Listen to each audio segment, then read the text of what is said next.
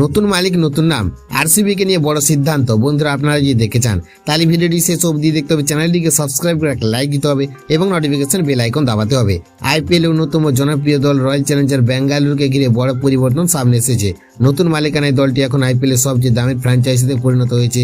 আদিত্য বিড়লা গ্রুপের নেতৃত্বে একটি কনসোর্টিয়ামে প্রায় $1.78 বিলিয়ন, অর্থাৎ প্রায় 16,706 কোটি টাকায় ফ্র্যাঞ্চাইজিটির 100% শেয়ার অংশগ্রহণ করেছে। এই কনসোর্টিয়ামে ব্ল্যাকস্টোন, টাইমস গ্রুপ এবং বোল্ড ভিভান্সের মতো বড় সংস্থার অংশীদারি রয়েছে। এই বড় পরিবর্তনের পর স্বাভাবিকভাবে প্রশ্ন উঠেছিল, নতুন মালিকানায় কি দলের নাম বদলানো হবে? তবে সেই জল্পনা আপাতত ইতি পড়েছে। আদিত্য বিড়লা গ্রুপের অনন্যা বিড়লার একটি সোশ্যাল মিডিয়া পোস্ট থেকে স্পষ্ট ইঙ্গিত মিলেছে যে রয়্যাল চ্যালেঞ্জার বেঙ্গালুরুর নাম অপরিবর্তিতই থাকবে, ফলে দীর্ঘদিনের পরিচিত নাম এবং আবেগ অটুট থাকছে সমর্থকদের কাছে। 2008 সালে আইপিএল শুরু হওয়ার পর থেকে এই দলটি লিগের অন্যতম আকর্ষণ। বহু বছরের অপেক্ষার পর 2025 সালে প্রথমবার শিরোপা জিতে ইতিহাস গড়ে আরসিবি।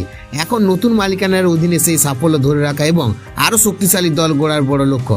পুরুষ দলের পাশাপাশি মহিলা দলও এই চুক্তির অন্তর্ভুক্ত হয়েছে, যা ফ্র্যাঞ্চাইজির সামগ্রিক শক্তি আরও বাড়বে। ইউনাইটেড স্পিরিট লিমিটেড জানিয়েছে এই বিক্রির মাধ্যমে তাদের কৌশলগত পর্যালোচনা প্রক্রিয়া সম্পূর্ণ হয়েছে। এখন নতুন মালিকানার হাতেই দলের ভবিষ্যৎ নির্ভর করছে।